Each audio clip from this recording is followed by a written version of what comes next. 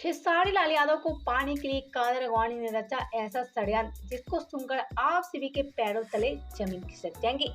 तो कादर अडवाणी कितने बड़े षड्यंत्र के बारे में आप सभी को हम बताएं, लेकिन उससे पहले वीडियो को लाइक कर ले और चैनल को सब्सक्राइब कर ले।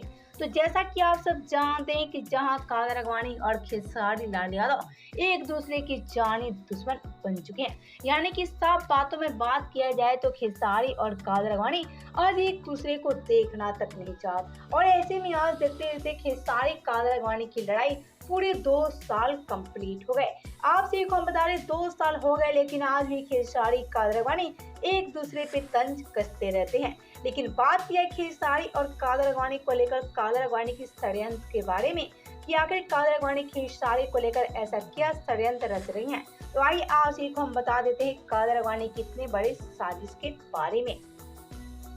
तो आप सभी को हम बता दें कि खेसारी लाल यादव को पाने के लिए कादर अडवाणी कोई भी हद पार कर सकती हैं, यानी कि साफ बातों में कहे तो कादर अडवाणी खेसारी के लिए काफी ज्यादा बेताब है और कादर अडवाणी खेसारी के साथ रहने के लिए कोई भी हरकत कर सकती हैं। यानी कि आप सभी को बता दें कादर अडवाणी अपना षड्यंत्र रच रही हैं कि कैसे भी करके कादर अडवाणी खेसारी के साथ फिर से वापस आ जाए और फिर से खेसारी के साथ कादर अडवाणी भोजपुरी में पूरी तरह से छा जाए।